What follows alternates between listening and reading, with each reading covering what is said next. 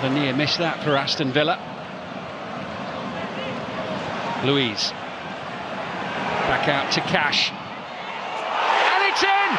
Via a sizable deflection. Matty Cash for Aston. Right, you lot. Let's talk Villa. Yes, I am fresh back from work, fresh out the shower and fresh into my Udi. And today we are going to be reviewing what happened in our FA Cup third round tie against Middlesbrough, which happened yesterday as I'm recording this video. A 1-0 victory. I had two helpers here, but I've only got one helper now with me to take you through what has happened, to look at the game in detail, do some player ratings, look at who you guys thought was man of the match from my Twitter, which I just happen to agree with, and just look at pretty much how we played, how the game played out, what could happen next, and a couple of things that I picked up on whilst watching the game as well. As always, if you guys are enjoying the content, leave a like, subscribe down below, and follow my X, which will be on the screen in the next clip. But without further ado, let's look at Aston Villa's 1-0 victory over Middlesbrough in the FA Cup third round. So, I'm going to start the screen recording live, and it will be up on the screen right about now. And we are on the Let's Talk Villa X page. As you can see, we're up to 75 followers, get me to 100, but let's scroll through some of my tweets here and get to this bad boy right here. 61 votes. There's still 4 hours left, but I think it's pretty clear who the winner is. The tweet says, right, Aston Villa fans, before I film my Middlesbrough match review, here we are live in the flesh. Let me know your man of the match from today's game. I'll put forward my top 4 candidates. If you think it's someone else, let me know. And 61 votes, like I said, have come in. At the top, we have Cash getting 15% of the votes. Third, we have Moreno getting 11% of the votes. And fourth, we have McGinn getting 0% of the votes. But our outstanding winner, and he was definitely my man of the match yesterday, when we get into our player ratings next, I will talk about him in a little bit more detail, is Boubacar Kamara with 74% of the votes. He was immense yesterday. Scrolling down, we look. Johnny Diamond said kinda. It was a spell, a typo. In the end, he said Consa, and like I said to Johnny, I see he did have a good game. He literally never puts a foot wrong. Absolute Rolls Royce of a defender. It wouldn't be surprising to me if he is our captain one day. He again didn't put a foot wrong against Middlesbrough. Did get a little bit lucky with the handball. It was offside though, so that was fine. And then James said, can we give it to Emi Martinez? He's the only one who I can think of that didn't make any mistakes. Yeah, Emi's a good shout. He didn't really have much to do, but I suppose sometimes when a goalkeeper doesn't have much to do and he still keeps a clean sheet and makes a couple of saves, it is a good game for him. But they only had one shot on target, so I didn't feel like he'd done enough to really, get man of the match when Kamara played so goddamn well. But talking about Kamara, let's get into my player ratings from the game and let's see why I gave Kamara my man of the match. So as you can see, the team is on the screen and we are going to look at each player and their player ratings, which you will see I've done with like their kit number. Starting off with Emi Martinez, I think I'll give him a solid 7. Like I say, only had one shot on target to deal with, but he did deal with it, and it was a bit of a vicious one down to his near post, which he got caught out with against Burnley, so I suppose he's learnt from that mistake. So yeah, 7, didn't put a foot wrong, can't really complain.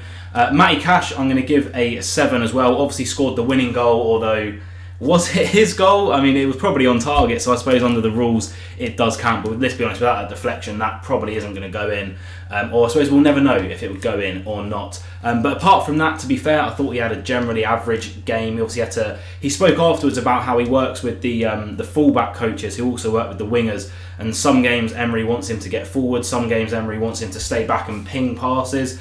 Again, did he have a fantastic game? No, I didn't think that. I saw someone tweet out that it's like a social experiment having to watch him play football, which I get their frustrations, I do share them. Obviously got the winning goal, so I'm not going to give him like a 5 or anything like that.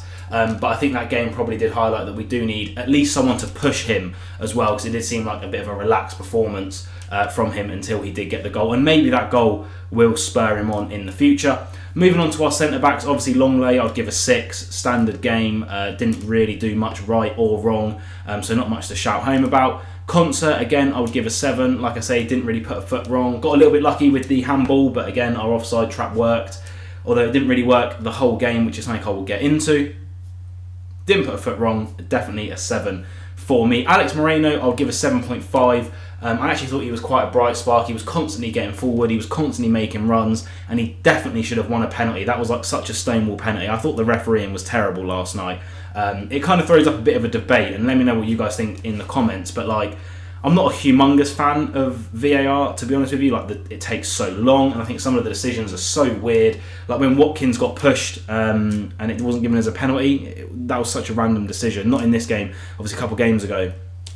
But today, I think it shows possibly how reliant referees are getting on VAR, because I don't know how some of those fouls were being given, and especially the penalty. How was that not given? I feel like if he had VAR to fall back on, he would have given that penalty and then just waited to see if VAR confirmed it, or he wouldn't have given it, waiting for VAR to tell him maybe you should go and have a look at this one.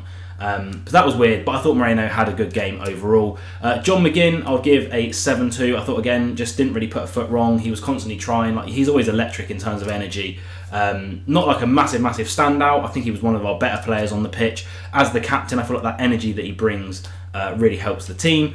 Then Donkey, I'd probably give like a 6-2. Again, didn't really do much wrong, but just on the ball, I just think he's so much far below the rest of our team. And I think the performance of the next man, Kamara, who I'm going to give a 9 to, really showed the lack of quality that perhaps Dendoncker has. Kamara was absolutely fantastic. I'll try and chuck up some stats that he had from the game as well on the screen at some point, but he was absolutely fantastic. I thought the tackles he was making, the interceptions he was making, on the ball he was so confident, his passing was crisp. To be out, let's not forget he's been out for 3 games, so he would technically be lacking somewhat match sharpness and fitness. To come back in and play like that, I'm so happy that he's going to be back in our team for Everton next week. Jacob Ramsey, I thought again he's starting to get back to how he used to be. He's a little bit wasteful with a couple of passes and the way he connects with a few of his shots, but I think it's coming back for him to get back to the form that he was in last year, so a 7 for him as well. Leon Bailey, a 7 again. Again, no one really played like terribly, but I think as a team we didn't play fantastically, which we'll get onto later. But again, Leon Bailey was doing his thing down the right wing, taking players on, the little step overs, the cutbacks. He just looks like such a good player at the moment. I think his confidence is clearly running high, and taken off probably a little bit early just to give him a rest. And then John Duran, couple of good shots, forcing a few saves from the Borough keeper. That one at the near post and the one across him. His attitude just looks off for me. I'd give him a 5 because for a majority of the game he was just walking, and he is a type of player, and it really frustrates me. You can do it once or twice, but every time he makes a run and someone doesn't pass the ball to him, or the pass goes somewhere else, he's hands up in the air complaining, and then he walks for 30 seconds.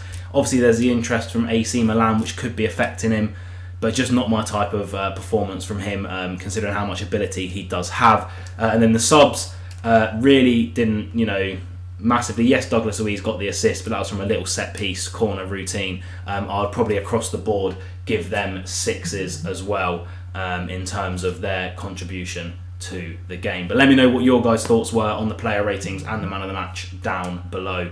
But now let's look at the team, how we played, the performance, and possibly some worries that creeped in, as you could see from the title of the video. So now I'm going to read off a few stats to you, and as you can see, it's probably been the talk of the Villa town after the game. Unai Emery, I think, broached the subject in his post-match interview, as did one of the players. I can't remember whether it was Kashi or Konsa that said about it, but Aston Villa versus the low block this season, and our struggles to be cutthroat, ruthless, and get the ball in the back of the net. Ultimately, Middlesbrough are a stuttering championship side who, let's be fair, came to defend. They had a low block, which we struggle with, which is what has been addressed in the post-match interviews. They sat back, they were compact, they were deep, and Villa just did not look very ruthless. Now, I compare us, and again, maybe it's me being a bit, aiming for the stars or dreaming, but let's look at where Villa are in the league. Yes, we've played a game more than them, but we are above Man City. We're second, we're third. Obviously, I'm not saying that we're anywhere near the quality of Man City. I do believe that it'll be them and Liverpool battling it out for the title. But Man City, I watched today in the FA Cup play, Huddersfield. Again, definitely struggling more than Middlesbrough in the Championship. However, a team that set up to defend. They were playing a low block. They were trying to be compact, City won 5-0. They absolutely tore Huddersfield to shreds. Players like Foden, as much as we hate to say it, Grealish, even Ruben Dias from the back. They brought on Doku, De Bruyne. They absolutely tore Huddersfield's low block apart. They were finding pockets of spaces. They were popping the ball around with such zip. And that's something that Aston Villa just don't have this season. I think back to Sheffield United. I think to the Burnley game. To some respects, I even think to the Brentford game. Again, Burnley probably being the most highlighted one of that. When they went down to 10 men, they just defended in that low block against us, and we couldn't really do anything. It was only when they got their second goal that I think we just snapped into it a little bit. And again, we're relying on these late goals. Let's look at the stats. Again, Middlesbrough, championship team, we had 62% possession, 12 shots, 6 on target, 12 corners, and we only won 1-0. And let's be fair, and I think everyone can admit it, we may have deserved to win. Yes, there was the penalty, etc., etc., but we won off of a lucky deflected goal. That's the be-all and end-all of it. That's how we won that game. And look, sometimes you have to win games like that. And you know what? For the FA Cup, perfect. We're through to the 4th round. God knows who will get in the 4th round. We could get George Elokobi's team, I forget their name, from the National League South, and happy days, we can rest some players and go out there and play them. But we could get City, and then we're going to have to play some first teamers, and it's an extra game for us. But we've done the job. The job was to get past the 3rd round of the FA Cup for the first time in 8 years, which we have done. But the manner of the performance, and I am happy, don't get me wrong, I'm not one of these people that's just unhappy at every little thing when we win. But the manner of that performance doesn't fill me with confidence going into an Everton game. Sean Dyche teams, historically, low blocks, they like to defend, they're resolute, they don't let teams in, and we're so susceptible to the counter-attack because our offside trap seems to be non-existent. Middlesbrough were catching that offside trap out, and that's Middlesbrough quite a lot that game. I only remember a couple of offsides in that game. Maybe I'm wrong, and I'm remembering it wrong. But I only remember us catching Middlesbrough offside a couple of times in that game, which is worrying for me. Why is the offside trap suddenly not working? Is it because we're swapping and changing our defence partnerships? Look, I hope it was just a blip, but creativity and that ruthlessness in front of goal against teams that are just sitting in, and I think teams have realised to stutter our attack this season, which is one of the best attacks in the Premier League. I'll put the stats up. Just defend. Just sit back, get men behind the ball, and we really struggle for that creative player who can just unlock it. And that was my main worry in that game. And let me know what you guys think and if you agree. I think we need signings in January. I'm not going to lie to you. I think we need an attacking player and a right back as a minimum to help us with a bit of that spark, because we just look flat. We just look flat. And I know we like that slow build-up play, but there's no urgency. I don't think there's that player that has that spark. You think of who do we have at the moment most likely to do it, probably would be a Leon Bailey. Watkins is just up there isolated when he does play. Diaby is not in good form at all. He missed another great opportunity against Middlesbrough. I think he desperately needs a game where he gets a few goals, or a couple of goals rather, to boost his confidence back up. McGinn's a fantastic player, but he's not the type of player to drive us forward like that. We need like our version of a Foden, a Doku. At Arsenal, they've got a Martinelli or an Ødegaard or a Saka. You look at Liverpool, they've got Salah who can unlock that. There's Szoboszlai who can unlock those spaces out of absolutely nowhere. You even go further down the leagues. You look at Garnacho who can unlock spaces like that for a United. So we just need that type of player, and that was my only concern this game. Look, it's fantastic, guys. We're in the 4th round of the FA Cup. Who do you guys want in the 4th round? The draw is on Monday. Which should be the day that this video comes out, or possibly this video might come out Tuesday. So we might know who we have. But either way, comment down below either who you want or if you like the draw that we do have.